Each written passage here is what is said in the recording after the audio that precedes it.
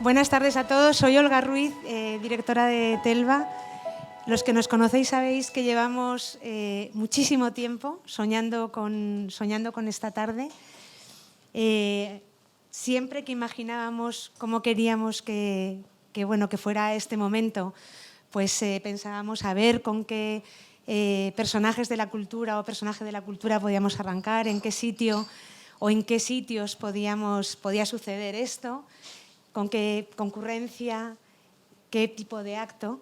Y os puedo asegurar que nunca habríamos imaginado contar con un debut tan excepcional como este. O sea, contar con Elvira Lindo y con Antonio Muñoz Molina es maravilloso, o sea, nos emociona a todo el equipo de Telva.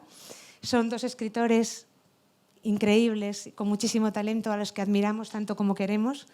Además, están en un momento de mucha exigencia de promoción. O sea, Antonio acaba de presentar su última novela hace 3 o 4 días, hace nada. Elvira ha tenido un semestre de locos, debutando como directora de cine con una película maravillosa y con otra novela, una novela que ha presentado en el primer trimestre del año. O sea que muchísimas gracias por la generosidad de hacer un hueco para venir aquí a este momento que nos llena de verdad, que nos emociona teneros. Y luego también estar en este sitio legendario, increíble, que cumple nada más y nada menos que 90 años, donde se podrían escribir 1000 historias que llenaran 1000 páginas de libros, donde han transcurrido tantísimas anécdotas y tantísimas historias con grandes escritores, donde ha habido legendarios momentos, estrellas mundialmente conocidas, nacionales e internacionales, matadores, vividores. Es más, aquí ha pasado de todo. Se decía que lo que ocurre en Chicote se tiene que quedar. Así que efectivamente daría para 1000 libros. Quiero agradecer a Rubén Gómez y a Raúl, que son dueños del Chicote y son los primeros con los que estuvimos intentando enamorarles con nuestra historia, y se enamoraron enseguida, y entonces la historia de amor entre Telva y Chicote nace aquí y yo creo que va a durar mucho tiempo. También Patricia Villalobos y a Violeta, las conocéis, más conocidas como Cultural Plans, pero muchos de los que estáis aquí habéis estado en muchas de sus tertulias. Ellas son parte de la familia de Telva y van a conducir la tertulia y la entrevista a Antonio y a Elvira de esta tarde. Quiero agradecer, aquí tengo una chuleta, perdonar, el riquísimo jamón que nos ha proporcionado Jamones Vejer y los vinos de las bodegas Alta Pavina. Muchísimas gracias por esta deferencia que habéis tenido con nosotros, y agradeceros a todos vosotros vuestra presencia aquí en este día tan especial, tan emotivo y tan importante para Telva y tan soñado durante mucho tiempo, la primera de las tertulias Telva en el Museo Chicote. Y ahora voy a daros paso al alma de Chicote, que es este señor que se llama Rubén Gómez.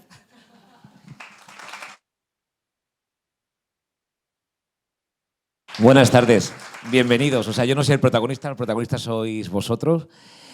A mí me hace realmente ilusión volver a recuperar las tertulias que se hacían en los años 30. Así que bienvenidos. No sé si sabéis que... ¿Conocéis Chicote? ¿Habéis estado en Chicote alguna vez? Sí, ¿no? Sí. Dice un proverbio madrileño que si no se está en Chicote, no se está en Madrid. Así que los que no hayáis estado, bienvenidos a Madrid, aunque hayáis nacido aquí. Muchísimas gracias por estar aquí. Ya paséis hoy a la pared. Hombre, claro. Os la habéis ganado. Muchísimas gracias a todos y gracias, Telva, gracias por hacer posible este sueño. Y larga vida Chicote y larga vida Telva. Y a vosotros ni os digo, que vendáis muchísimo. Dice Elvira Lindo que la primera vez que fue consciente de que una novela la escribía alguien, o sea, que detrás de una historia había un autor, fue leyendo Mujercitas, de Luis May Alcott. Y algo similar parece ser que le ocurrió a Antonio Muñoz Molina con Julio Verne. Y tras leerle concibió la idea fantástica, que te agradecemos, de hacerse escritor. Así que esta tarde tenemos la inmensa suerte de tener con nosotros a dos de los mejores escritores españoles, de los más leídos, de los más queridos, como decía Olga, de los más premiados, Elvira Lindo y Antonio Muñoz Molina. Muchísimas gracias por acompañarnos. bueno, los conocéis todos de sobra, ya Olga os ha contado también un poco, pero bueno, los voy a presentar brevemente, aunque con la trayectoria que tenéis lo de brevemente es un reto, pero bueno. Elvira Lindo es escritora, periodista, guionista, directora de cine.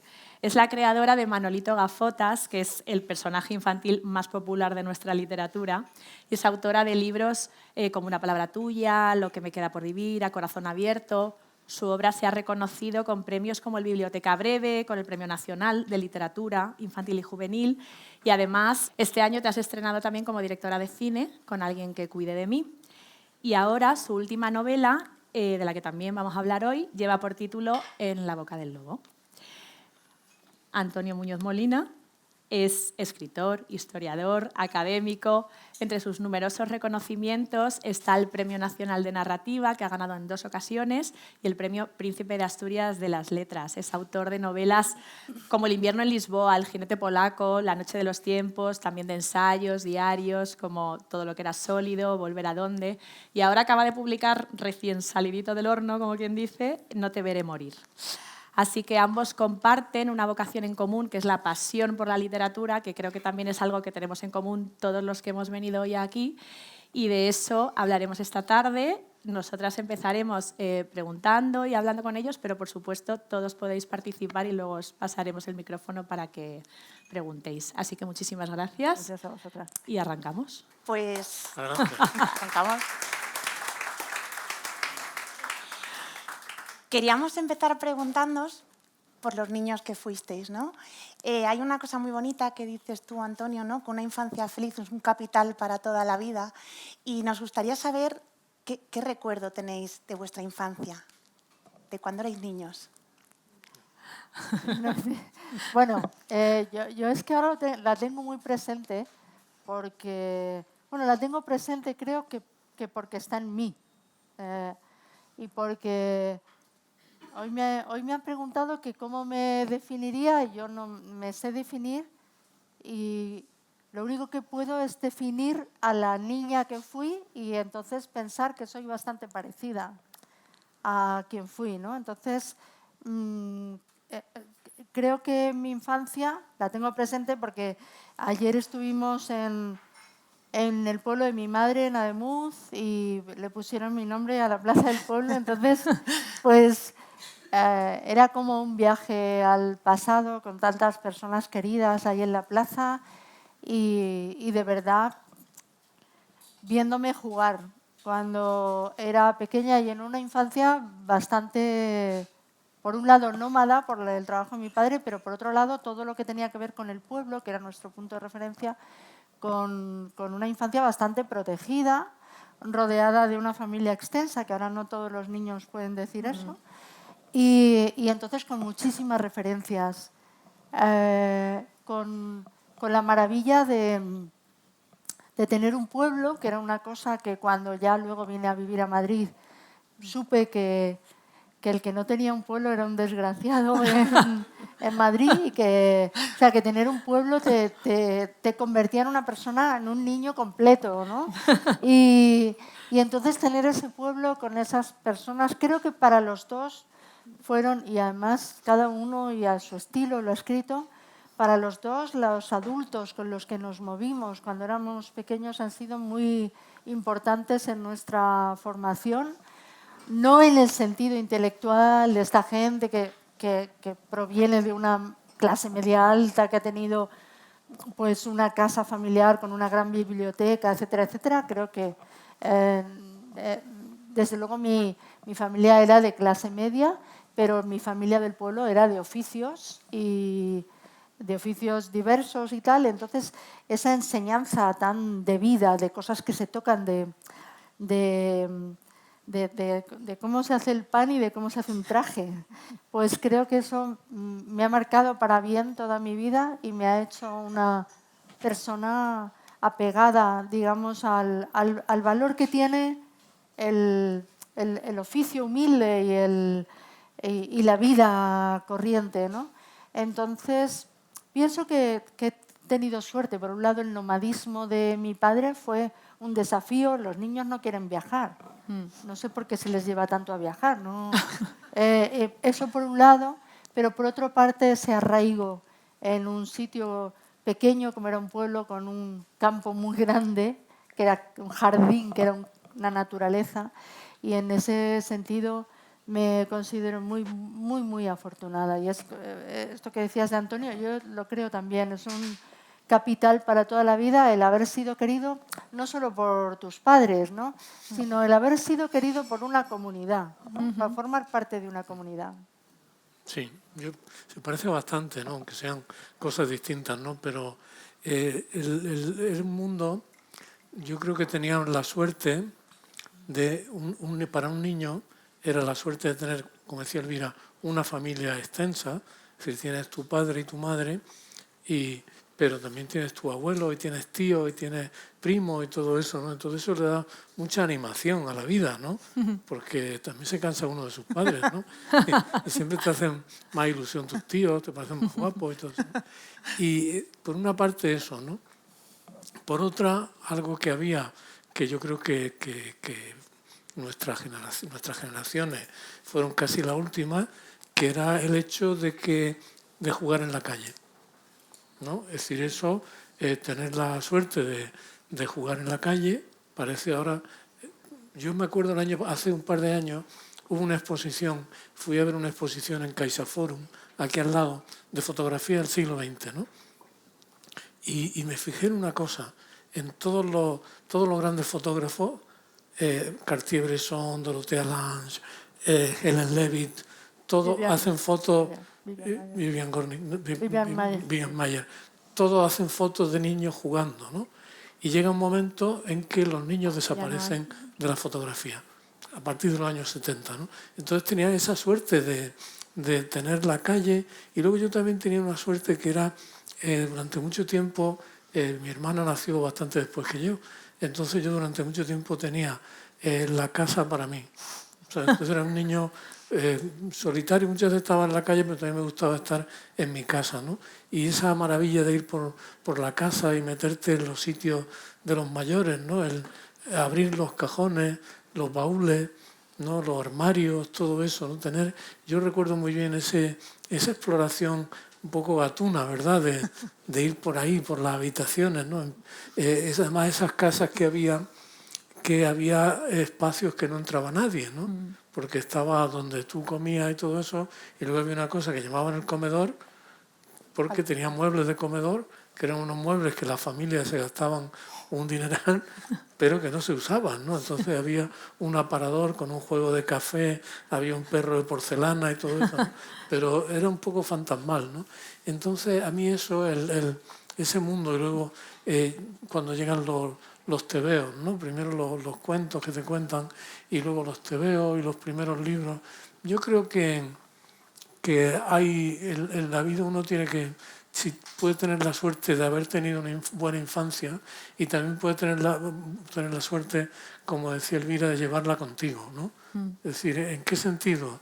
Llevar contigo una disposición de inocencia. Es decir, que seas capaz de asombrarte porque hay una cosa que es muy fea y muy estéril, que es el cinismo, ¿no? El cinismo o el sarcasmo, ¿no? El que ya se lo sabe todo. Entonces esa disposición de inocencia y de asombro, yo creo que eso es también fundamental, no ya para escribir, sino para vivir, ¿no? Para disfrutar un poco de la vida, ¿no? Y luego ocurre que cuando visitas estos lugares, pues la memoria es muy tramposa. Tú te construyes tal y como creías que era tu infancia, has seleccionado una serie de recuerdos, pero ignoras y olvidas otros, ¿no? Entonces, cuando vuelves a estos lugares donde sigue, que de alguna manera yo utilicé esa idea en La boca del lobo, sigue estando el fantasma de tu infancia en los sitios, ¿no? Yo creo que todos vamos dejando pequeños fantasmas en lugares que han sido importantes para nosotros, ¿no? El fantasma de tu infancia puede estar en un pueblo, el fantasma de tu primera edad madura puede estar en Nueva York. O sea, quiere decir que vas dejando, porque son lugares con los que has tenido una relación muy fuerte, ¿no? Pero cuando vuelves a visitar estos sitios, pues te rodean familiares, amigos, tus amigas de cuando jugabas en la calle, y entonces te proporcionan recuerdos tuyos que a ti te provocan mucha curiosidad porque te están hablando de cosas que no recuerdas, que no sabías. Igual que las fotos, ¿no? Claro, es como una foto, ¿no? Que tú no habías visto, ¿no? Bueno, esto sí que es muy bonito, que cuando estaba yo escribiendo el libro subíamos con bastante frecuencia a la aldea de Sesga y entonces al final de verano íbamos mi hermano Antonio y yo en el coche, yo me adelanté, había 2 mujeres a las que ya, como habíamos subido varias veces, nos conocían y una de ellas me dijo, espérate porque Margarita tiene una cosa para ti. Entonces yo pensaba que era algo de comer, pero me dio un sobre y en el sobre había una foto y reconocí de pronto a mis hermanos y a mí de pequeños con esta señora que yo no recordaba, que me parecía un milagro. Esta señora nos había cuidado de pequeños y mis padres se la habían llevado, por así decirlo, como se hacían antes esas cosas, para cuidarnos a Tarragona. Estábamos destinados allí. Entonces mi padre colocaba gente en Tarragona y entonces se llevó también a esta chica que debía tener 16 años. Ella se casó allí, pero nos cuidó 2 años, ¿no? Entonces de repente ver en el reverso de la foto nuestros nombres con nuestros diminutivos, ¿no? El Virín, tal, ¿no? O sea, el ver todo eso dices, es que hay recuerdos que los conservan otros. Fíjate. No los has conservado tú. Son los más poderosos. Qué bueno. Porque si lo has conservado tú estás acostumbrado, ¿no? Claro. Tienes el álbum de fotos familiares, pero de pronto aparece una foto que tú no conocías, ¿no? Y eso te da una visión sobre tu propio pasado, ¿no? Que lo poseían otros, ¿no? Claro, y hay una cosa curiosa. A mí cuando me hablan, la familia de Antonio, me hablan de cuando él era pequeño, yo lo reconozco perfectamente. Sé que me están describiendo a la persona que es. Y cuando a mí me describen cuando era pequeña, me reconozco, es que soy la misma persona. Entonces es verdad que creo que hay personas que se dejan someter demasiado por la vida y pierden su carácter infantil, pierden de verdad lo que son, ¿no? Y creo que nosotros dos, de alguna manera, conservamos de manera muy fuerte nuestra esencia infantil. Y además de ese paisaje humano que poblaba vuestra infancia, ¿qué libros? Porque los libros también te marcan mucho la infancia, la juventud. ¿Cuáles son esos libros fundacionales vuestros, esos que se te meten en el torrente sanguíneo y ya para siempre? Bueno, tú has mencionado a Verne, ¿no? Debo decir que lo primero son los tebeos, ¿eh? Sí. Es decir, el Pulgarcito, el Tío Vivo, todos los Capitán Trueno, el Jabato, todo eso eran las novelas del oeste. Porque, claro, en nuestras familias socialmente eran distintas, pero teníamos algo en común, y es que no había nadie que te comprara, que te orientara para leer, ni nada de eso, ¿no? Entonces tú te educabas un poco de manera salvaje, ¿no? Y entonces a mí me gustaba mucho en el kiosco de Úbeda, en la plaza central de Úbeda, había muchas novelas del oeste, novelas de ciencia ficción, aquellas novelas baratas que había, ¿no? De espías del oeste, todo eso. Y eso era apasionante. Eran apasionantes las portadas, ¿no? Que eran como carteles de cine. Sí. Muchas veces te quedabas mirando las portadas, aunque no fuera a leer la novela, ¿no? Y las películas, ¿no? El cine, cuando yo era niño, cerca de mi casa, en Úbeda, había un cine de verano. O sea, que estaba en el límite de la ciudad. Entonces, cuando el sonido del cine llenaba todo el barrio. ¿Sabes? Entonces por la noche, aunque tú no fueras al cine, oías la película, ¿no? Ibas por la calle y oías cabalgar y los jinetes, o oías el mar en la película, ¿no? Yo no había visto el mar, ¿no? El único mar que yo había visto era el que se veía en el cine, ¿no? Entonces todo eso formaba parte de... Y ahí, claro, los primeros libros empiezan y yo recuerdo eso, lo de estas novelas de Julio Verne, primero en adaptaciones, ¿no? En adaptaciones que había, ¿no? Y luego, eso que hablábamos al principio, de pronto yo me acuerdo de haber leído La Isla Misteriosa o así, ¿no? Y en la contraportada venía una foto de Verne, que era un señor con una barba, que claro, para un niño aquello le parecía un viejo legendario, ¿no? Y entonces te dabas cuenta de que eso que tú habías leído lo había escrito alguien. Porque tú no piensas que... Un niño no piensa que los libros los escribe alguien. Igual que tú no piensas que las películas las ha dirigido alguien, ¿no? Entonces de pronto decías, esta persona ha hecho esto que me ha gustado tanto, ¿no? Entonces eso pues igual que te pasaba a ti también, ¿no? Es decir, eso te da un sentido de admiración y de emulación, pero en un sentido muy fantasioso, ¿sabes? No puedes decir, no, es que yo ya desde los 8 años sabía que quería ser eso, escritor. Eso son fantasías retrospectivas, ¿no? Tú quieres ser muchas cosas, ¿no? Bueno, en mi caso, mi madre sí que era muy lectora. Claro. O sea, lo que pasa es que no teníamos una biblioteca porque con una vida con tanto trasiego, pues es que quiero decir, no tenían casi ni muebles ni libros, íbamos de un lado a otro, ¿no? Pero mi madre sí que era una de esas mujeres que leían, que fundamentalmente la ficción era para mujeres, entonces que leían novelas. Y luego es curioso que los padres... me acuerdo que escribí una vez un artículo que se llamaba El algoritmo son los padres, porque los padres tienen un concepto de ti por tu forma, por el sexo, por tu forma de ser, por todo esto, que a nosotros nos regalaban por todos cumpleaños, reyes, no sé qué, libros. Y elegían como sistemáticamente un tipo de libro que era el que ellos entendían, que era el que a ti te gustaba, ¿no? Entonces, es curioso. Con alguno acertaban bastante, ¿no? Pero a mí me tocaron, afortunadamente, toda la colección estas de historias con la que nos hemos criado toda, que además tenían la maravilla de tener dibujos, como en TVO, cada 2 páginas, ¿no?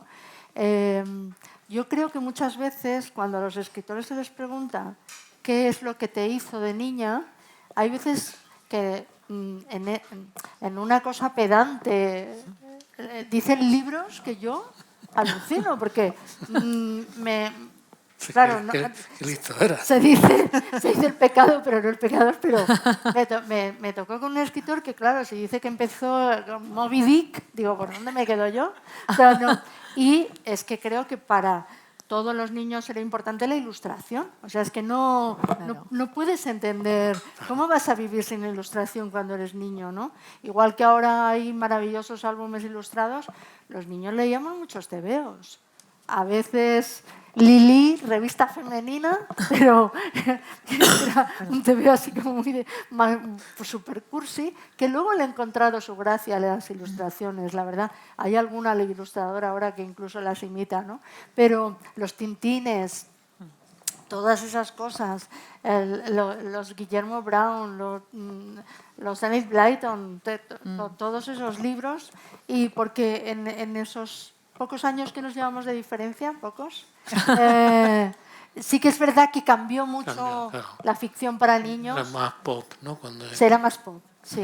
Luego había otra cosa que me he acordado que también era muy importante, era la radio, en mi caso. Radio. Es decir, cuando yo era niño, la televisión llegó a mi casa cuando yo tenía 12 años, ¿no? Antes lo que había era la radio. Y en la radio había, todas las tardes, había novelas, había radionovelas que se iban siguiendo, eran como folletines, ¿no? Eran por episodios, ¿no? Pero había varias a lo largo de la tarde. Y eso es una cosa apasionante, ¿no? Pues todas las madres y las abuelas, todas estaban oyendo la novela, ¿no? Y yo salía de la escuela y salía corriendo porque eran además unos dramas tremendos, ¿no? Había un señor un escritor que se llamaba Guillermo Sautier Casaseca, Claro. que era popularísimo, ¿sabes? Y entonces hacía unos dramas que siempre además los actores eran los mismos, eran actores muy buenos y muy conocidos, ¿no? Y entonces me acuerdo uno que yo seguía apasionadamente, se llamaba Sangre Negra, que estaba ambientado en la época de la esclavitud en Estados Unidos, ¿no? Entonces siempre los dramas eran muy tremebundos, ¿no? Porque había un malo que le daba latigazos a una señora, una esclava, ¿no? Y había un actor que se llamaba Doroteo Martí, que su especialidad salía en todas estas novelas, ¿no? Y su especialidad era gritar ¡Madre! ¿No? Entonces, él, hiciera el papel que hiciera, ¿no? Había un momento en que Doroteo Martí gritaba ¡Madre! ¿no? Sobre todo las mujeres, como dice Elvira, la ficción era una cosa de mujeres, ¿no? Porque el hombre estaba... Entonces un niño tiene la cosa esta ambigua que tú vas de un mundo a otro, ¿no? Y para mí eso había una que se llamaba El coche número 13, de Xavier de Montepin, decía. Entonces eso empezaba y se oía lluvia y se oían los cascos de un caballo. Claro, la radio tiene esa maravilla que con nada tiene una capacidad... Y yo cuando empezaba esa novela, ¿no? El capítulo de esa novela, que además te habías quedado el día antes en un momento de máxima tensión, ¿no? Y empezaba y se oía la lluvia, ¿no? Y los cascos. Decía, el coche número 13, de Xavier de Montepin, ¿no? Estábamos así, ¿no? A ver, ¿qué capítulo era? Entonces, eso también era... Eso y las canciones también. O sea, es decir, que no solo... Todo eso alimentaba. ¿Verdad? Las canciones extraordinarias que había, porque además las canciones que había, esas canciones que son coplas y todo eso, tenían siempre un elemento narrativo muy grande, ¿no? Unos dramones, ¿no? ¿Qué? Unos dramones, ¿no? Además, sí, pero... Sí, canciones de contaban amor una historia, ¿no? Y los niños tienen una sensibilidad, ¿verdad? Claro. Yo vi canciones de estas Pena, penita, pena, o todas estas, ¿no? Que a ti te emocionaban mucho, aunque no sabías de qué trataba, ¿no? Fíjate que yo sí que recuerdo, sería muy pequeña, pero simplemente María, Claro. lo Sí, recuerdo. sí, claro. El cielo que nunca vi, lo recuerdo. Y recuerdo a mis tías como, o sea, este momento no os puede hablar nadie aquí. Y estar así, como así pegadas a la radio y todo eso. Y a mí ya estaba en ese momento que te vuelves un poco tonto y desprecias lo que es ese tipo de cultura popular, como que ya empiezas a estar por encima, ¿no? Y luego la sorpresa que para mí sería que yo de manera intuitiva, y fueron muy pocos años después, cuando empecé a trabajar en la radio a los 19 años, de manera intuitiva empecé a hacer guiones, o sea, justo lo que había despreciado como una cosa de mi tía viuda, mi tía soltera, mi no sé qué, y de repente es lo que yo quería hacer, escribir cuentos para la radio. Pero creo que la radio, en eso nos parecemos, nos formó muchísimo, no solamente ver cómo nuestra familia veía las radionovelas, sino la música, en las coplas, o sea, me acuerdo de, bueno, por supuesto mi madre cantando, que es una cosa que han dejado de hacer las madres, pero todos nosotros hemos aprendido coplas porque las han cantado nuestras madres en casa. Y luego la chica que nos cuidaba también, que tendría 16 años así, que se había quedado huérfana y era pastora de cabras. Pues esta niña huérfana cuidándonos a nosotros y oyendo, me acuerdo en el Día de la Madre, la Virgencita María del Carmen, Madrecita María del Carmen, y tomando un bocadillo de foie gras o algo así, y sintiendo la tragedia increíble de la vida con la canción, con esta niña que era huérfana, con ver que estaba fuera de su casa llorando. Ella lloraba cuando tal. Entonces creo que esa enseñanza tan hiperdramática que hemos vivido, que a lo mejor a los niños ahora les está negado porque los educamos de una manera más protegida, ¿no? Más protegida. Sí. Pues claro, hemos vivido una infancia con unos elementos muy dramáticos. ¿Y en qué momento todos esos elementos confluyen, cristalizan y surge vuestra vocación de escritor? Porque, bueno, si vamos a preguntar, porque es verdad que muchos escritores primero son periodistas o quieren ser periodistas. No sé si es la misma vocación que al final es la de escribir, si son vocaciones distintas, si es un camino hasta llegar a poder ser escritor. En mi caso tiene que ver con en la época en la que yo era adolescente, los periodistas empezaban, había una idea del periodista muchas veces que era como un aventurero, ¿no? Era algo parecido a un explorador. Entonces, en las novelas de Verne y todo eso estaban estos grandes exploradores que vivían aventuras exóticas y todo eso. Y cuando tú veías los corresponsales, ¿no?, que hablaban en televisión española, los que hablaban desde Nueva York, o todo eso, y yo empecé a leer el periódico Pueblo y había muchos reportajes y todo eso, ¿no? Entonces, una parte de la vocación literaria se manifestaba en esa dirección. O reporterismo. Sí, el reporterismo sobre todo, claro, porque entonces esa cosa de contar, yo recuerdo que había un reportero que se llama Enrique Meneses, que fue muy famoso porque al final de los años 50, cuando Fidel Castro todavía estaba en Sierra Maestra, ¿no?, había conseguido subir a Sierra Maestra y había entrevistado a Fidel Castro, ¿no? Entonces escribió un libro sobre aquello y yo ese libro lo leí en la biblioteca de Úbeda, ¿no? Y eso me entusiasmaba, ¿no? Es decir, claro, porque eso como que mezclas la idea infantil o adolescente de la aventura con la idea de escribir, ¿no? Ese es uno de los caminos, pero luego está también el camino de, como te pasaba a ti también, de pronto de ponerte a escribir poemas, ¿no? Hay un momento en que lees poemas y todo eso y descubres esa emoción, ¿no? Descubres la emoción de leer por primera vez, no sé, a García Lorca o a Pablo Neruda o a Becker antes, ¿no? Todo eso te crea una emulación, ¿no? A mí una cosa yo tenía mucha vocación de escribir teatro, a mí me gustaba mucho el teatro, porque había un programa en televisión española que se llama Estudio 1, que en aquella época de penuria, de pronto tú podías ver Shakespeare, cada semana estaba Shakespeare, estaba Lope de Vega, Samuel Beckett, O'Neill, Chekhov, ¿sabes? Entonces a mí eso me gustaba mucho.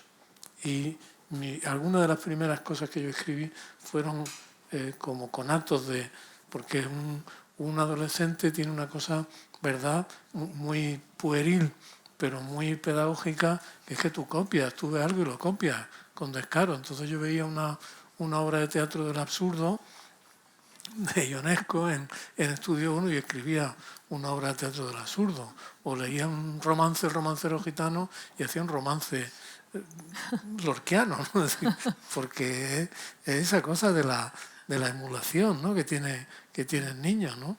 Y a ti te pasaba también de tener una máquina de escribir de pronto y empezar a escribir poemas, ¿no? Yo creo que tenemos una cosa graciosa, muchas, pero esto es graciosa en común, que es que los dos aprendimos a escribir con los 10 dedos. Los 10 dedos. Y eso, digamos, que disparó nuestra vocación literaria, porque de repente tenías una máquina de escribir, escribías con tanta facilidad con 10 dedos y de allí salía como la obra hecha. O sea, que no era esa cosa de que fuera a mano. Entonces decías, pues qué profesional es esto, ¿no? O sea, poesía.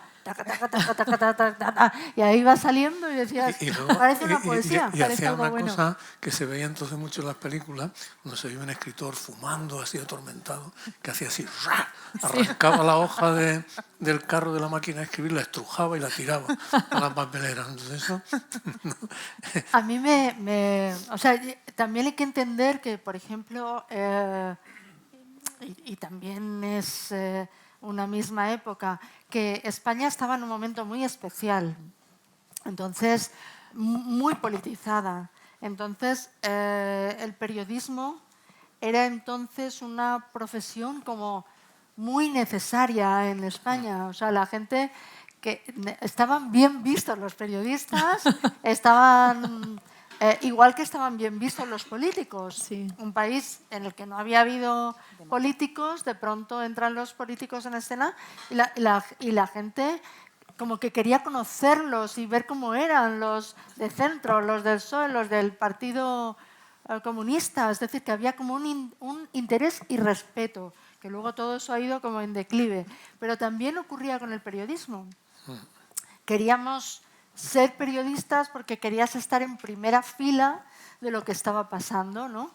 Y luego la realidad a lo mejor te fue desengañando. Yo, por ejemplo, entré a trabajar en la radio con esta idea del periodismo, pero tuve que convencerme de que exactamente la información no era lo mío. Es decir, que tuve que ir encontrándome con esa otra radio con ese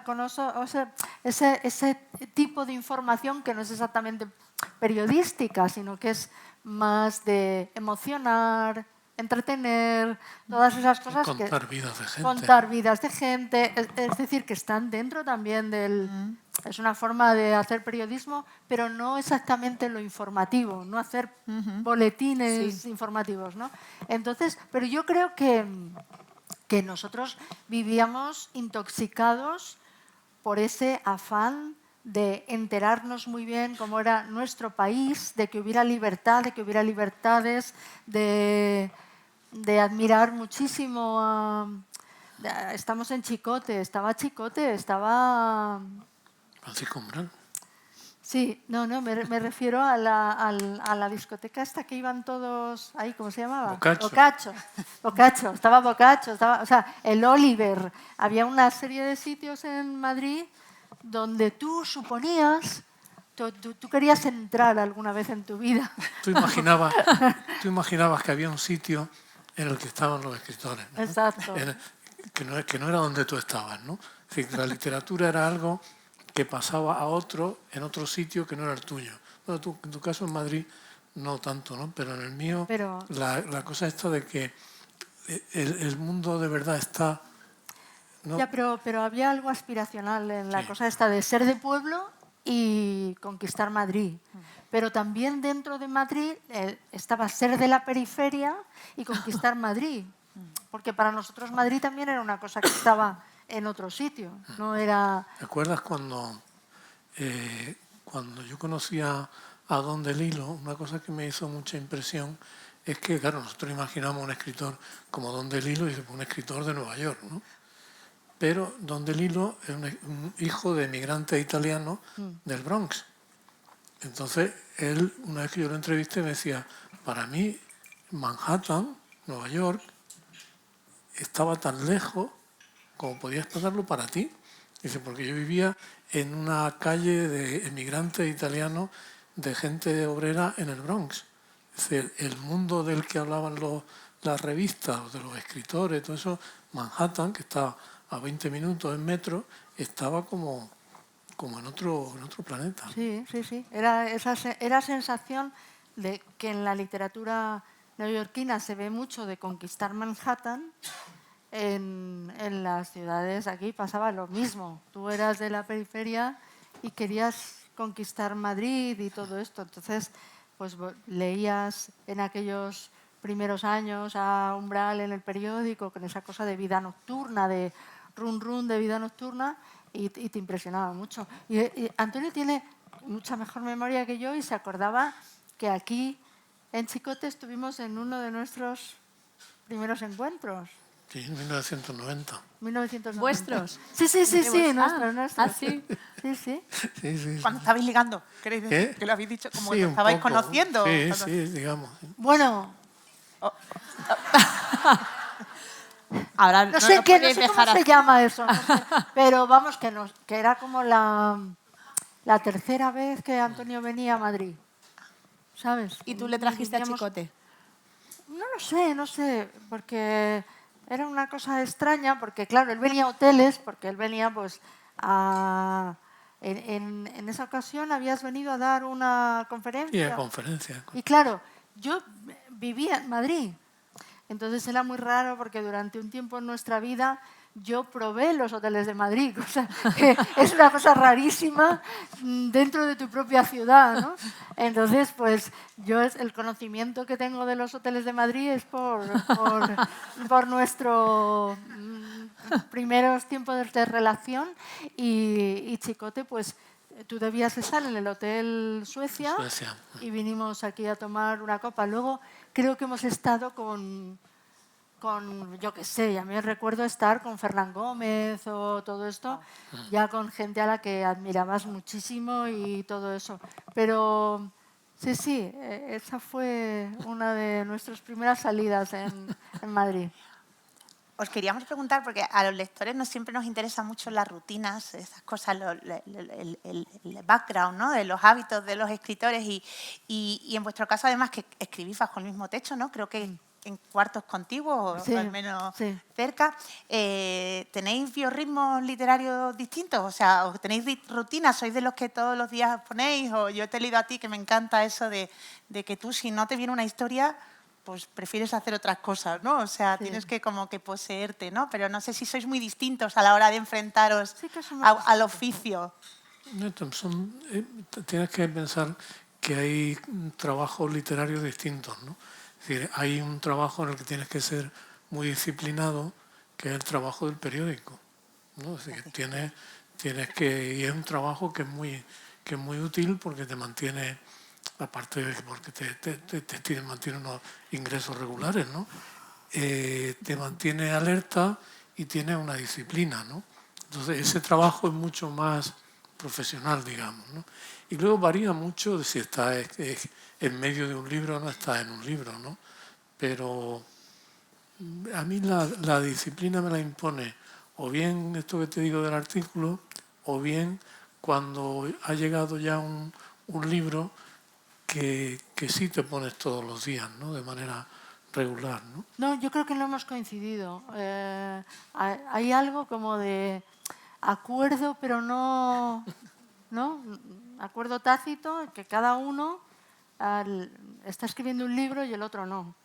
Porque hay como una especie de protección hacia el que lo está haciendo, pero en el último coincidimos los dos. Los escribimos al mismo tiempo en Lisboa y tal vez era porque Lisboa ofrecía una protección ahí, un silencio, menos compromisos y todo esto, pero aunque Antonio lo ha publicado ahora más tarde, los libros están escritos al mismo tiempo. Así que era curioso, ¿no? Yo creo que nos respetamos bastante y en el sentido de cuidar el silencio del otro. Y luego hay que tener en cuenta que nosotros hemos vivido, creo que ahora estamos viviendo como una especie de paz y de confort que no habíamos vivido antes, porque venimos de tener 4 hijos de edades están muy apelotonados. Entonces, pues cuando eran niños era por el lío la bulla infantil, y cuando eran adolescentes se añadían cosas más complicadas, ¿no? Pero si hemos conseguido trabajar en ese lío, que no siempre coincidía porque estaban a veces cada uno con sus otras familias, ¿no? Pero hemos trabajado con 4 niños en casa y todo eso, y con niños con nuestras puertas siempre abiertas, ¿eh? O sea que las puertas de nuestras habitaciones de trabajo siempre han estado abiertas, haciendo nosotros la comida y la cena la mayoría de las veces. No sé, fuimos como un poco tontos, porque no buscamos ayuda cuando más la necesitábamos, pero creo que trabajábamos tanto domésticamente como en las cosas que escribíamos. Pero eso ¿no? es bueno, porque eso te mantiene atado a la realidad. O sea, la realidad es muy importante, pues es una banalidad decirlo así, ¿no? Pero creo que, sobre todo en trabajos como los nuestros, en los que Elvira hablaba al principio de su familia, la gente con oficios, ¿no? Panaderos, tal, en mi caso, agricultores, hortelanos.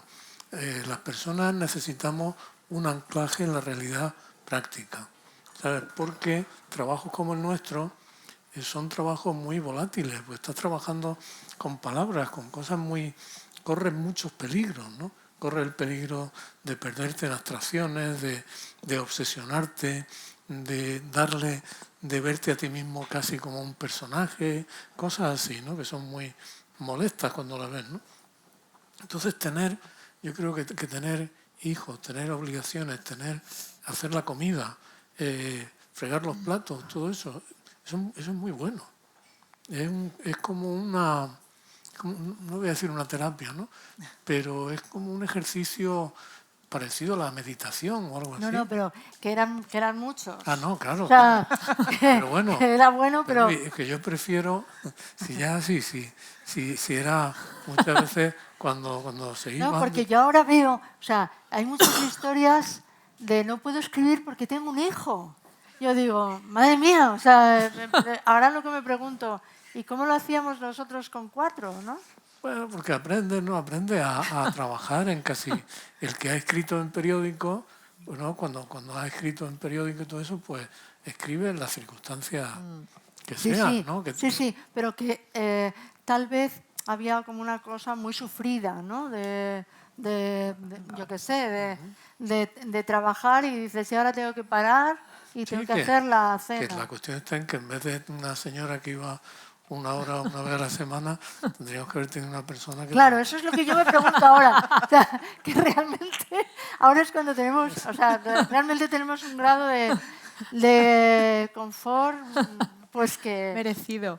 Sí, no, merecido, pero que ahora, de todas formas, creo que nos gusta cierta, digamos, el trabajo intelectual. Creo que a los dos nos gusta hacerlo compatible con el trabajo doméstico, que a los dos nos gusta, ¿eh? Entonces, yo creo que eso llegó a su cenit en el confinamiento, donde hubo días hasta de estrés, porque no nos daba tiempo a hacer tantas cosas. No nos quedaba tiempo a hacer tantas cosas como hacíamos y la verdad es que le poníamos a todo mucha vocación para no sucumbir ante la realidad y tal.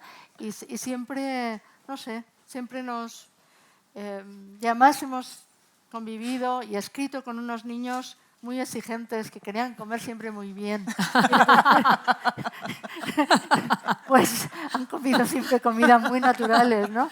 Y sentarte a comer, ¿no? En familia, todo eso. Todas esas cosas, ¿no? Yo leí el otro día una entrevista de Siri Husband y Paul Auster y ellos decían que su vida literaria la habían construido juntos. Entonces, claro, pensé también en vosotros. Decían que no salía nada de su casa que no hubiera leído el otro. Entonces, os queríamos preguntar un poco cómo es ese viaje de ida y vuelta de algo que tú escribes que luego, no sé si se lo lee Antonio o sea, ¿cómo funcionáis? Bueno, un sistema de colaboración, es decir, como este es un trabajo que tú necesitas tener cerca a alguien de absoluta confianza, porque es un trabajo muy peculiar, es un trabajo muy incierto en el que estás sometido al juicio público, ¿no? Entonces unas veces eres muy vulnerable, entonces necesitas toda la ayuda que puedas tener, ¿no? Y claro, eso si te lo da alguien que conoce esa vulnerabilidad porque la comparte, pues es más eficaz, ¿no? Para mí hay una cosa práctica que es el hecho de someter, de mostrar al otro cuando tú eliges el momento, ¿no? Hay veces en que a lo mejor estás preparando algo y no estás muy seguro y no lo enseñas de inmediato, ¿no? Pero al final, digamos, siempre eso es así.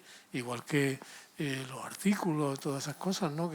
Porque dice, bueno, es un sistema de apoyo mutuo, de protección mutua, ¿no? ¿De quién va a confiar mejor para mostrar algo? Escribir es una cosa, te digo, muy incierta. Tú le pones mucho entusiasmo, pero te equivocas a veces, te dejas llevar. A mí me pasa a veces que me dejo llevar por una especie de fecundidad galopante, ¿no? Y entonces necesito que me avisen, ¿no? Que me digan, aquí no hace falta tanto, ¿no? Igual puedes quitar un poco, ¿no? O cosas así, ¿no? Y si vas a hacer algo, además, en esta época que es tan comprometida para tantas cosas, ¿no? Si escribes algo en el periódico... Los artículos yo creo que, bueno, desde luego los libros sí, y con muchas opiniones y... Claro, siempre es alguien que te quiere, te aprecia y te admira siempre te va a aconsejar desde ese, digamos, desde ese lugar. No, ¿sabes? No es una cuestión crítica, es ayuda a que lo que estás haciendo esté mejor. Hay una cosa, perdona, que yo he visto en escuelas de escritura y todo eso, y cuando he trabajado en eso, que es que hay gente que piensa que la crueldad es útil, ¿no? Es decir, tú enseñas, esto es una mierda, ¿no? Esto no, sobra la mitad, esto no, no. Yo creo que eso no sirve para nada. Pero eso se da mucho en las escuelas. ¿No? Se Esa da, cosa sí. como En algunas escuelas, en algunos profesores de escritura y en algunos profesores de interpretación, que se creen que o sea, que yo creo que es una cosa egocéntrica de quien da clase, creer que es mejor profesor por humillar al alumno. Yo no creo en eso para nada. Pero decía que aparte pues, de todo lo que es lo literario y todo esto, pues escribir en el periódico todas las semanas siempre es muy comprometido y siempre necesitas el punto de vista de alguien que te diga, no, esto mejor, ten cuidado aquí o allí, porque hay veces que son tonterías, que a lo mejor expresadas de otra cierta manera son más, no para cambiarte cosas, sino que te sientes más seguro verdaderamente si a lo mejor estás siendo muy duro con alguien o estás siendo muy blando, ¿no? Pero que... o estás metiéndote innecesariamente. O estás Ahora metiéndote en que un hay que jardín hacer muy que es políticamente innecesario. correcto, Bueno, ¿no? yo creo que a lo mejor hay jardines en los que no merece la No pena es necesario sí. meterse. Sí, hay que elegir la batalla, ¿no? Al final, ¿no? O sea, porque... Sí, sí. sí, sí, sí, sí, sí. Y yo sé que os han hecho muchas veces esta pregunta, pero es que cuando os he escuchado siempre me emociona mucho y quería hacerosla, que es ¿qué es lo que más admiráis del otro? Tú, ¿no? Dilo tú primero. No sé. A mí, bueno, te digo porque yo, el cerebro me funciona muy rápido. Pues mira, yo, claro, nos hemos conocido en momentos muy distintos. O sea, yo cuando conocí a Antonio, él tenía ya 3 novelas y era un escritor que además se hizo conocido muy pronto. Tal vez la primera fue un poco menos conocida, pero en la segunda, que fue El invierno en Lisboa, fue como inmediato, ¿no? Y yo le conocí cuando él había escrito Beltenebros, que era la tercera, y a partir de ahí están sus mejores novelas. Pero, ¿qué es lo que...? Claro, yo le he conocido ya como un escritor hecho, y a mí, él me ha conocido como más al principio como guionista y todo eso, pero ¿qué es lo que a mí me gusta mucho de Antonio? Aparte de su talento, obvio, como escritor, me gusta mucho su humildad, me emociona, me parece que hay muy pocos hombres como él. Y digo hombres, sabiendo que digo hombres, podría decir personas, pero digo hombres porque pienso que él pertenece a una generación de hombres muy autosatisfechos. Entonces, pienso que él es un hombre diferente, por eso está conmigo. Pero me gusta esa humildad, me gusta la generosidad que tiene con otras personas, que no le importa dar, no le importa decir esto está bien, esto me gusta, esto es bonito, esto es una buena obra.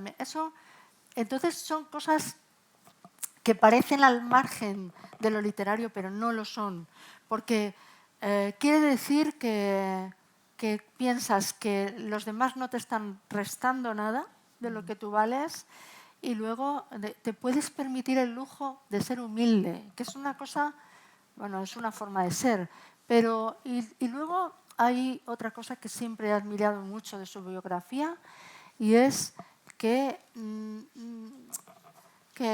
realmente era difícil que él hubiera llegado a ser escritor dado el origen de su familia, el que fuera tan humilde, el que se creyera que en esas familias que tú tenías que ser lo que había sido tu padre, el que tuvieras que romper con con esas tradiciones. Pues si tu padre era hortelano, tenías que ser hortelano y esto, ¿no? Entonces, a mí esa naturalidad y esa humildad con la que viene de ese mundo, del que por eso utiliza esas palabras preciosas del campo, que parecen diamantes cuando se meten en la literatura, pues a mí eso me gusta mucho. Esto lo dije una noche cenando con un escritor rumano, Norman Manea, ¿te acuerdas, en Nueva York? Y dijo Norman Manea, me gustaría tener una mujer que hablara así de mí. y bueno, sí, lo digo porque lo creo. O sea, yo creo que no solamente ser buen escritor, es quién escribe, cómo es quien escribe, ¿no? Eso me gusta mucho. Bien. A ver. Una cosa que admiro de Elvira es su vocación, el modo en que ella ha vivido su vocación, porque no ha sido el modo normal de los escritores, ¿no? Es decir, de que siempre están diciendo que son escritores, que quieren serlo. Ella lo ha vivido con un pudor extraordinario. Es decir, cuando yo la conocí, todo eso ella no me enseñaba algunas cosas que hacía, o muchas cosas que hacía no me las enseñaba, ¿no? Entonces tenía como un reparo hacia sí misma, ¿no? Porque hacía guiones humorísticos, hacía guiones de radio, cosas así, ¿no? Entonces tenía como un pudor para mostrar plenamente una vocación de escritora. Eso no decía que no quería decir que no la tuviera, ¿no? Y hay una cosa que ella ha desarrollado su vocación, por una parte, en el sentido positivo, es decir, desplegando su talento para la comedia o para la invención, para mil cosas, ¿no? Pero también lo ha hecho en un sentido de resistencia, ¿sabes? Porque ha tenido que, y muchas veces lo ha hecho con una obstinación y una especie como de fatalismo admirable, ¿no? Es decir, ella durante mucho tiempo, a mí una cosa que he aprendido, que probablemente no habría aprendido de ella, no habría aprendido si no fuera por ella, fue cuando descubrí algo que no te das cuenta, que es el profundo machismo instalado en el mundo literario y todo eso, ¿no? Es decir, el modo en que íbamos juntos a un sitio y veía escritores y tal, ¿no? Y si ella hablaba de que hacía cosas en la radio y luego después cuando hacía libros infantiles y todo eso, ¿no? Parecía esa cosa condescendiente, ¿no? Esa condescendencia es una cosa muy dañina y es una cosa muy obstinada contra la que yo creo que es muy difícil resistirse, ¿no? Entonces ella empezó a hacer a hacer el trabajo con Manolito Gafotas, con los libros, ¿no? Y eso lo hacía con una integridad literaria absoluta. Es decir, en esos libros hay una preocupación por la forma y por la belleza que es absoluta, ¿sabes? Y eso no está escrito como decir, no, esto como es para niños lo vamos a hacer más baratillo. No, eso tiene y por eso son tan atractivos, porque los lee un niño y los lee un adulto. Luego ya pasé. Espérate, es que déjame. Quiero decir, es que tuvo que vencer eso, ¿no? Y cuando empezó a escribir las otras novelas, ¿no? Tuvo que vencer el hecho de que estaba conmigo, ¿sabes? Y tuvo que sobreponerse a muchas veces al desaliento, ¿no? Y eso lo ha mantenido de una manera admirable. Hay un libro suyo que a mí de los que más me gustan, que es Noche sin dormir, ¿no? Que es un diario del último verano, del último invierno en Nueva York, en un momento en el que en ese libro lo que hace es una confesión de su fragilidad, ¿no? de esa sensación de casi de claudicar, ¿no? Y hay en todo lo que ha escrito, siempre esa integridad radical, ¿no? Que está hecha de la vocación, del sentido de la escritura y también del amor profundo por los seres humanos. Por los seres humanos, pues sobre todo por los más débiles, ¿no? Por la gente más humilde o más, ¿sabes? Así ha ido haciendo ese mundo, ¿no? Y a mí eso me parece... Bueno, es que realmente, o sea, el machismo, como dice Antonio, es machismo, no sé, es el nombre, ¿no? Yo no creo que hubiera podido soportarlo de no haber vivido en mi casa otro ambiente completamente distinto. Es decir, que yo ese tipo de condescendencia no la vivía de puertas para adentro. Entonces, pues a mí eso me hacía resistir y pensar que lo que yo hacía tenía algún valor y todo esto, pero realmente de puertas para afuera creo que el mundo cultural no tiene nada de lo que presumir. Es decir, es un mundo en el que el machismo ha estado como enrocado. El machismo y la arrogancia. Sí, sí, ¿no? ¿Sigue siendo así, creéis? Yo creo que ahora la gente se contiene mucho más. Es decir, que ahora hay como una especie de conciencia de que de ciertos comentarios no los puedes hacer. O sea, todos tenemos más conciencia de lo que decimos cuando estamos hablando públicamente, ¿no? Eso no quita para que no exista, ¿no? O sea, yo creo que tal vez en los últimos 4 años o algo así, pues incluso los columnistas jóvenes se han dado cuenta de que a lo mejor tienen que citar a alguna mujer de vez en cuando, ¿sabes? Porque se citaban entre ellos y se recitaban, o sea, se echaban flores y tal, y yo decía, joder, si ya son jóvenes, ya pertenecen a otra generación, ¿por qué siguen teniendo este enrocamiento en que esto es una cosa de machotes aquí, que nos estamos, ¿sabes? A mí, por ejemplo, lo que encuentro es que eso no tiene que tener la respuesta continua de que las mujeres solamente nos citemos a mujeres, porque eso también puede ser como una respuesta, ¿no? Pero yo he tratado de ser justa. A pesar de haber sufrido eso, como dice Antonio, que a veces es lacerante. O sea, hay veces que notas, que yo notaba, o sea, que era muy fácil. Por un lado, era muy fácil despreciar el humor. Pero por otro lado, era el lugar en el que te dejaban, ¿vale? Si te dedicas al humor, pues mira, él tiene su lugar y tú tienes el lugar que eres graciosa y te dedicas al humor y tal. Y lo que a mí me ha pasado es que me he resistido, o sea, he sido como una labor de resistencia a cualquier casilla en la que me quisieran meter. Me pasó, por ejemplo, cuando fueron popularísimos los tintos de verano, vale, o sea, yo los leo ahora y digo, efectivamente, por mucho que se cita mucho aquí a Nora Ephron, pero joder, dices, yo también hice lo mío, ¿sabes? O sea, Es que justo ayer en El País, ¿no? Es que yo te leí ayer y hacías una... Es que me lo he escrito aquí porque me encantó. A los cómicos se les ama, pero tal vez no se aprecia el complejísimo mecanismo por el cual logran hacernos reír. Es que en España no se toma en serio el humor, pero es que es... Luego también es que en el mundo de la cultura está muy basado en la jerarquía, en la condescendencia y en la arrogancia, ¿no? Entonces siempre hay que marcar esto sí, esto no. Esto es muy bueno y esto está bien, pero es más, ¿sabes? Todo está lleno de, ¿verdad?, de trampa. Sí. Está lleno de indicadores muchas veces de clase, ¿no?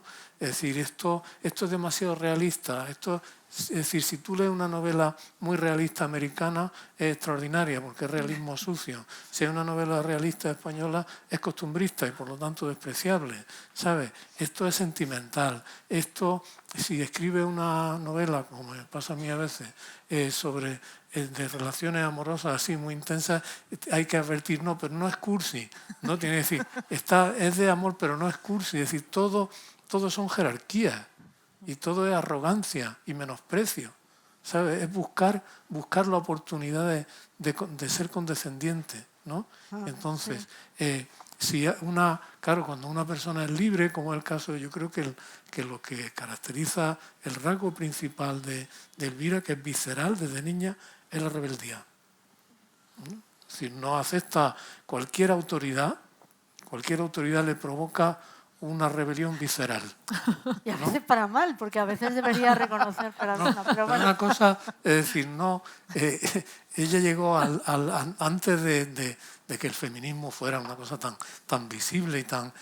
yo la he visto con una incapacidad de aceptar cualquier condescendencia o cualquier, ¿sabes?, de dejar pasar.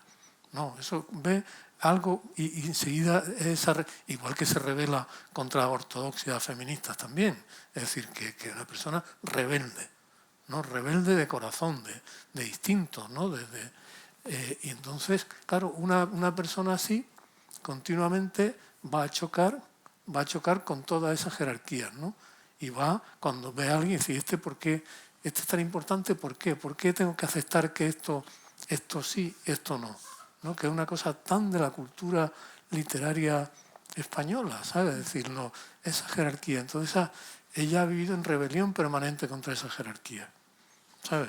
Porque siempre parecía que, muchas veces decía, no, es que escribe humor, ¿no? Es que escribe esto. Dice, oye, si algo hemos aprendido aprendes de la historia del arte o de la historia de la música o de la literatura, es que muchas cosas que ahora parecen muy elevadas en su momento fueron consideradas vulgares, ¿no? o de medio pelo. Entonces eso esa rebelión que hace falta contra todo este tipo de ortodoxia, ella lo tiene de nacimiento. Yo creo que nació así. Lo que decía es que cuando se hicieron tan popularísimos los cintos de verano y todo esto, ¿no?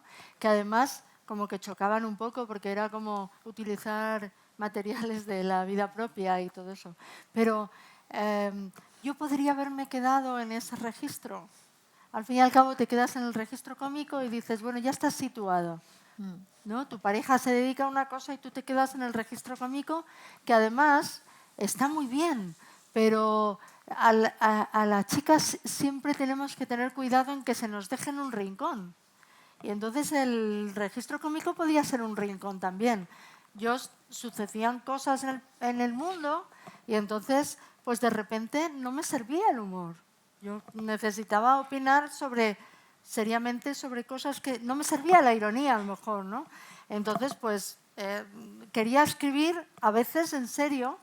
Y eso es lo poco comprensible, que tú vayas como eligiendo el tono que necesitas para cada cosa. Es decir, que yo, cuando se escribe sobre la guerra de Ucrania o la que se ha desatado en Israel, no tienes, o sea, no te sirves. Y sin embargo, tú quieres estar ahí para tener una opinión, y yo sé que surgieron, después de esos cintos de verano, mujeres en distintos periódicos que tenían que ser como las guindas del periódico, ¿no? La guinda era un tono humorístico y tal. Dices, ya, pero no quiero ser la guinda tampoco. Entonces, si tú te rebelas ante la idea que los demás tienen de ti a cada momento, ¿no?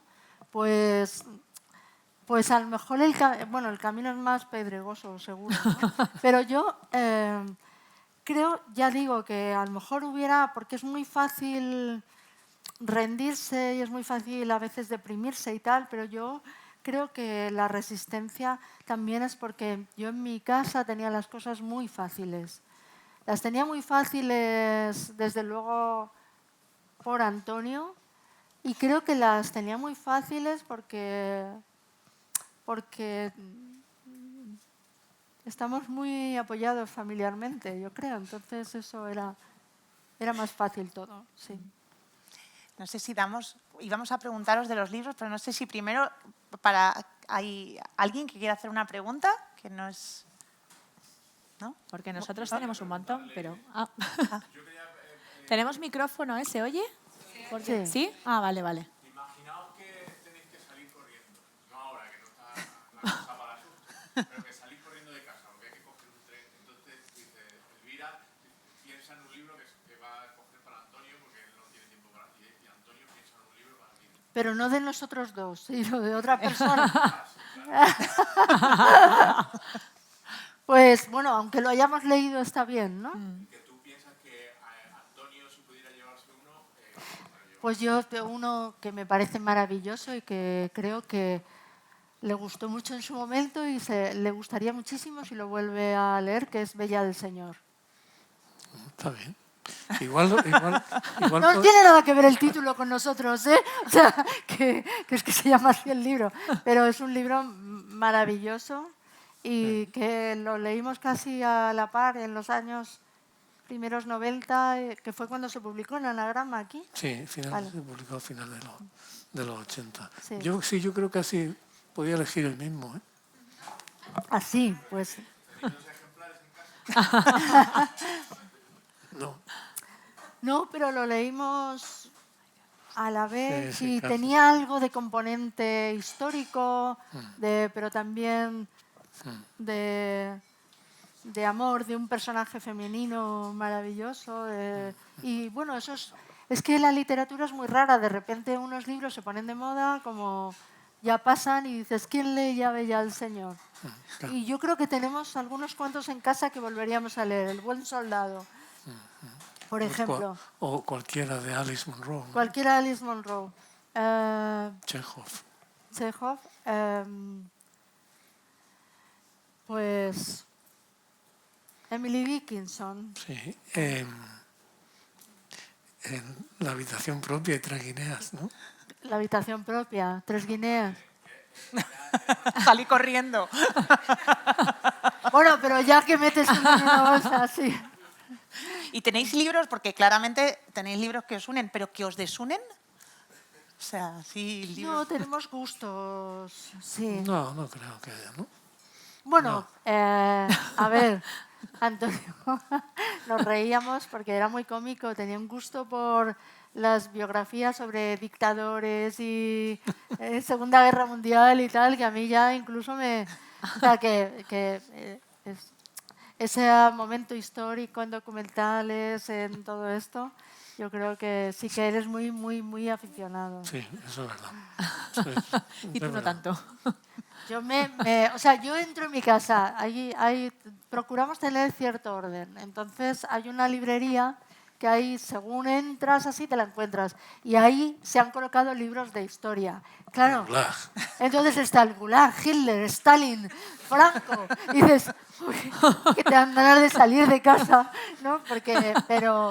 Pero bueno, es historia. Claro. Historia. Es que a mí me gusta mucho la historia. Ahora podrías hacer otra librería. Trump, Bolsonaro, Sí. Milei, ¿no? O sea que... Y también va a salir corriendo. Sí, desde luego. Olga. Quería daros las gracias porque ha sido tan... Estoy segura que para todos aquí ha sido precioso, evocador, nos habéis recordado nuestra infancia, nuestra adolescencia, o sea, ha sido una maravilla escucharos. Y ahora tengo una pregunta. Cuando hablabais, que me ha parecido muy interesante, porque claro, los dos os exponéis con columna semanal, y hablabas de sentimiento de protección, y luego hablabais de no meteros en jardines. ¿Sentís que a lo largo de estos últimos años hay jardines en los que os aconsejáis el uno al otro no meteros? ¿Más que antes? No, pero yo creo que porque a lo mejor son estériles, ¿no? O sea, quiero decir que dices, ¿te vas a meter en esto? O sea, yo creo que los dos nos hemos metido en jardines, pero con la idea de que era bueno meterse, ¿no? O sea, como de que cumplías una función. Cuando hablo dices, mira, ¿para qué te vas a meter en esto? Que es tan ridículamente polémico ahora, y, ¿sabes? Y solo sirve para... Y además sobre lo que ya se escribe mucho. Sobre lo que se escribe, sobre lo que todo el mundo escribe y tal, ¿no? Pero es como que intuyes. Yo leyendo algún artículo de Antonio decía, pues con este artículo se va a liar, va a tener gente que le va a aplaudir y gente que... Esto es como que tú percibes qué es lo que va a pasar, sí. Entonces, desde luego, si eliges eso, pues sabes lo que va a ocurrir, pero también es verdad que algún tipo de responsabilidad, por eso tienes lectores, yo creo, ¿no? Pero algún tipo de responsabilidad, de papel social tienes que tener. Y además es que, bueno, ha cambiado mucho la cosa, porque cuando escribías hace muchos años columnas, primero, no era tan importante el título. O sea, se podía llamar la hoja seca y tenías tus lectores. O sea, no tenías que decir, me acosté con no sé cuántos. O sea, que ha cambiado, que ahora... y eso es contagioso. Hay personas que lo utilizan mucho, el título para que te cliquen, ¿no? Pero el título no era tan importante. Y luego, no sé si es verdad que la sociedad está mucho más polarizada, yo creo que sí. Y luego el columnista también podía permitirse el lujo de escribir sobre la vida, sin más. Y a la gente le gustaba, ¿no? Sí. A mí eso me da envidia, ¿no?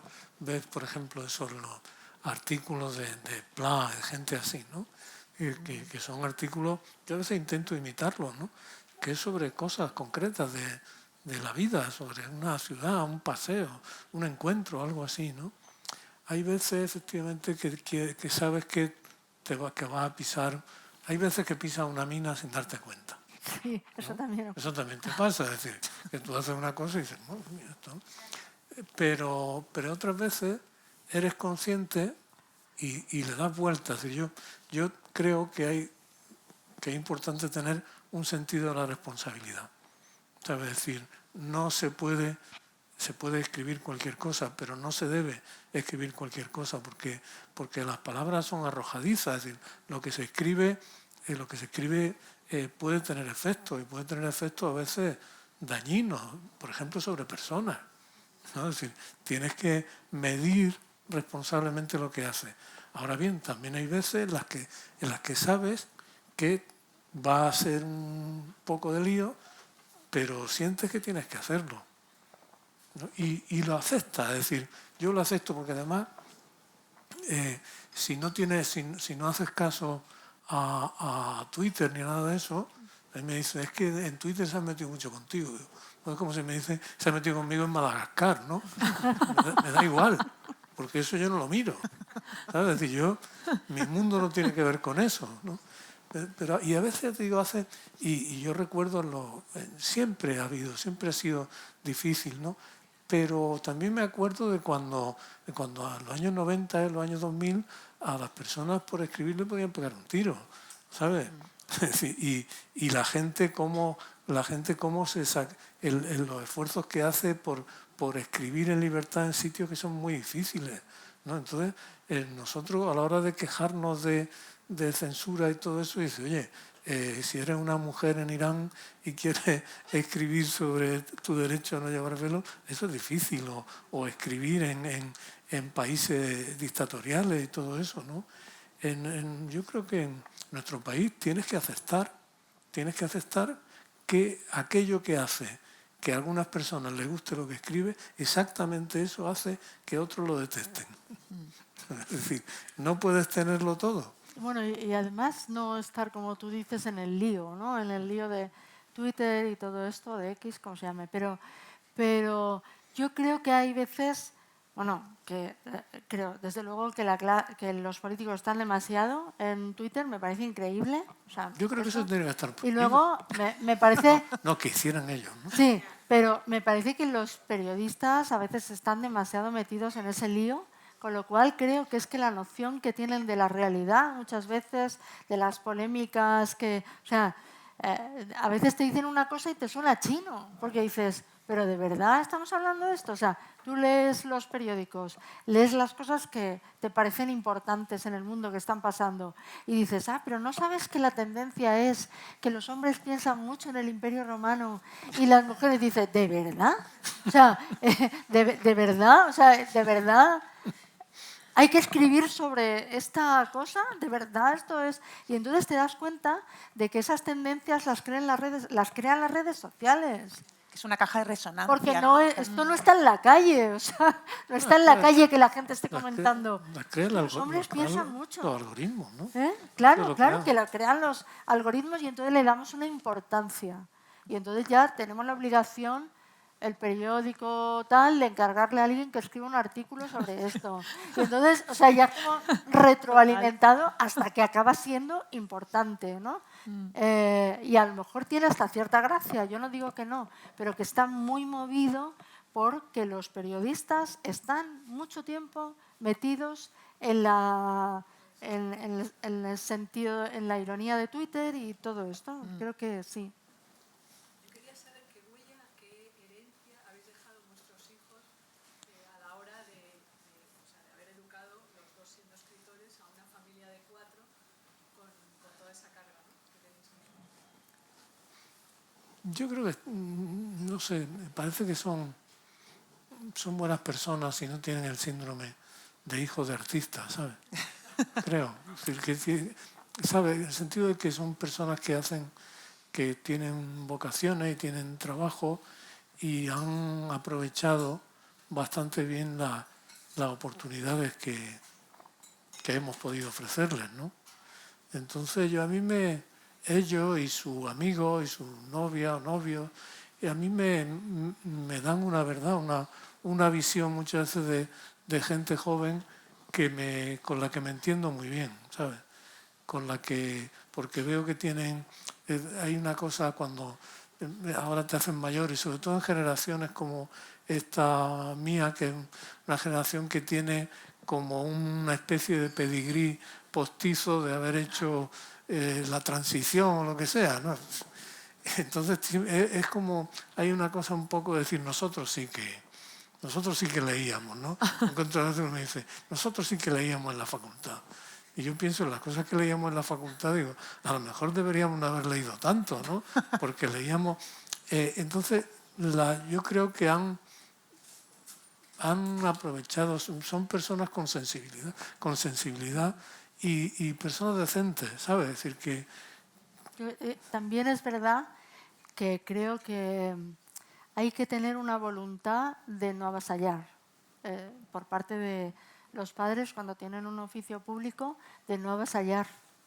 Porque claro, es verdad que a ti te hacen caso, que te invitan a esto, a lo otro, que eres un centro de atención.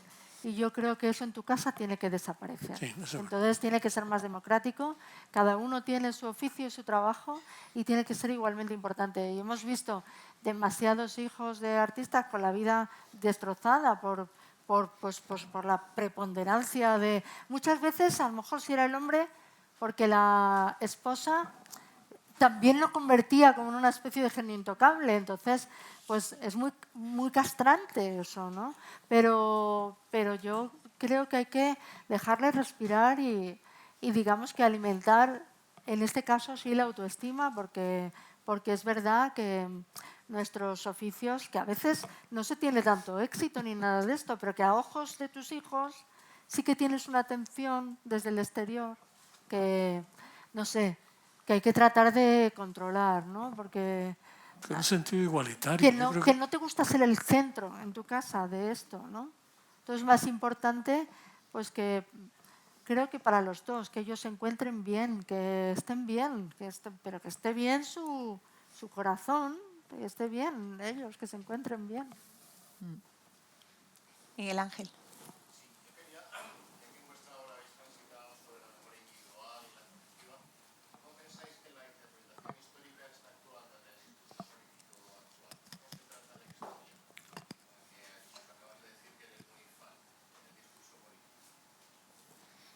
Yo creo que hay una visión muy, muy simplista y muy arrojadiza de la historia, ¿no? Yo creo que la historia es una cosa... La historia bien estudiada no le da alegría a nadie, ¿sabes?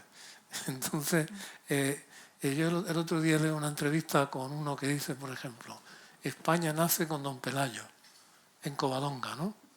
Digo, bien, eso me enseñaban a mí en la enciclopedia Alba, dice, España nace con Don Pelayo en Covadonga, por ejemplo. Dice, esto es una tontería, ¿no? Es decir, España, la idea de los países, las historias nacionales son historias inventadas todas en el siglo XIX, ¿no?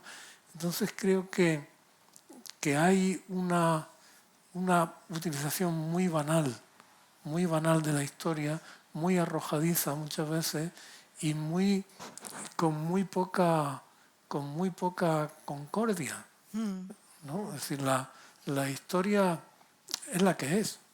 Si tú la estudias con cuidado y con rigor, es la que es. Y a nadie le ofrece grandes alegrías ni grandes motivos de orgullo, ¿no? Entre otras cosas porque ¿qué tienes tú que ver con lo que alguien hizo en el siglo XVI, pongamos por caso, ¿no? Entonces, es muy importante. Por otra parte, es fundamental el conocimiento histórico, porque si no hay conocimiento histórico, es muy difícil evaluar el presente, ¿no? Cuando dice, para entender algo de lo que es este presente, tú tienes que saber algo de cómo ha sido el pasado. Entonces yo creo que hay, que hay una manipulación permanente mezclada con mucha ignorancia también, ¿no? Por falta de atención a las humanidades, ¿no? Sí, a mí me espanta. O sea, el utilizar la historia para el discurso político cuando debería ser algo, un consenso de que hubiera una historia y por otra parte una memoria colectiva, ¿no? Una memoria individual. Entonces, que eso se convierta como en el germen de un partido político, todo eso me parece espantoso, ¿no? Que se utilice. Bueno, la última utilización, que nos reímos mucho ayer, había un reportaje sobre Shakira en El País. Y Esto es muy bueno. o sea, como ahora Shakira es mujer despechada, no sé qué, para mí Shakira, al margen de cómo sea como artista, es una mujer muy tradicional. O sea, que vuelve a situar lo de los cuernos en primera. Yo creo que esto lo teníamos superado. Las personas nos queríamos y había veces que nos poníamos los cuernos y había veces que nos separábamos. Pero todo esto en la literatura y todo eso siempre se ha disfrazado y en la música también se ha disfrazado, ¿no? No era como una cosa de decir mi suegro no me dejó el yogur en la nevera, mi marido, no sé qué. Pero lo curioso es que a lo que menos, algo que a mí me parece muy reaccionario, que es pensar que la gente no... O sea, que lo que conseguimos, o lo que consiguió este país después de la dictadura, poder divorciarnos, poder no sé qué, es doloroso, sí, pero es tuyo y te tienes que joder. O sea, y entonces, no, el amor es así, está y no está. Pero lo curioso es que en la celebración de eso, que se considera un avance para ciertas personas, del feminismo, que haya una artista pop que hable de un futbolista, pues eso que se considera un avance, de repente que resulta que esta artista pop no ha pagado a Hacienda, pero que es lo que más debería importarnos, pero que no ha pagado muchísimo dinero a Hacienda, pero mucho, mucho dinero. Y entonces le hacían un reportaje sobre ella y sobre cómo es su música, que eso me parece muy bien y tal, y decía alguien colombiano, bueno, ya que los españoles nos robaron el oro, ¿sabes? Dice, ahora porque ella se lleve de la hacienda española. Y yo digo, esto es una forma de ver la historia que nunca se me habría ocurrido. Resulta que legitimaban el fraude fiscal de Shakira como una especie de compensación. Una revancha. Porque los españoles... O piensa, fíjate, hablando de historia, piensa, por ejemplo, la utilización de la historia en el proceso, en el Cataluña, o más trágicamente en Ucrania, ¿no? Es decir, la invasión de Ucrania estuvo precedida por toda una creación de relatos históricos completamente falsos, ¿no? Es decir, siempre, la historia siempre es usada y casi siempre abusada, ¿no? Es muy peligrosa al final. ¿El qué? La historia, claro. Bueno, no se la conoce, utilización. Es Sí. peligrosa, no la matemática. Eso no. Es que todo puede ser. Paula y... sí. En relación al viaje, vosotros os habéis hecho partícipes de cómo habéis viajado, habéis vivido en otros sitios, cómo eso os ha cambiado la mentalidad. Si podéis decirnos cómo es de capital y cómo lo habéis transmitido, supongo que a vuestros hijos, supongo, ¿no? Pensando que tenéis que salir, tienen que ver qué importancia tiene el convivir con otros y el entender a otros. Pues, hombre, yo creo que a los dos nos da un poco de pena la deriva de Estados Unidos. Estados Unidos siempre un país muy peculiar, muy difícil y muy grande, que nosotros vivimos en una ciudad peculiar dentro de los Estados Unidos. Pero no, te da mucha pena la deriva de ese país donde realmente nosotros sí que aprendimos cierto grado de tolerancia, de convivencia con otras religiones. Era realmente una ciudad muy cosmopolita, ¿no? Entonces, de convivencia de otras religiones, de gente que tú pensabas por su forma de vestir que iba a ser demócrata, era del Partido Republicano, o sea, como que las cosas se mezclaban sanamente, saludablemente y tal. Y yo creo que eso es algo que se está perdiendo. Y creo que nosotros volvimos con el músculo de la tolerancia más trabajado. O sea, de no fiarte por las apariencias, de pensar y luego de escuchar lo que te están diciendo y no dar por supuesto que ya vas a encasillar a esta persona. Pero pienso que eso es algo que se está perdiendo de alguna manera a nivel global. Allí desde luego mucho, ¿eh? Fíjate lo que está pasando ahora con la extrema derecha republicana, ¿no? Es decir, la deriva insurreccional del Partido Republicano, ¿no? Bueno, no nos ha dado tiempo a hablar podemos seguir aquí.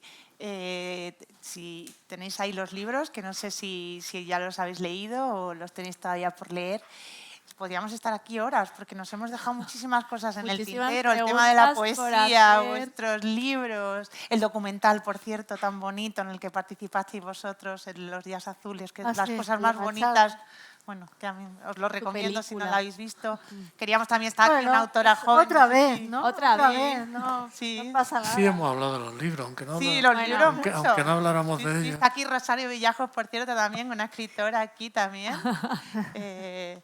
Rosario, claro, amiga. Sí. Bueno, pues nada, agradeceros muchísimo en primer lugar a vosotros por habernos acompañado y a Telva y a Chicote por organizar esta tertulia, a Rubén, tan maravillosa. Y ahora igual sí que podéis firmar algún libro, bueno, si ¿no? alguien quiere. También si alguien quiere. Y nada, y esperemos que hayáis disfrutado mucho.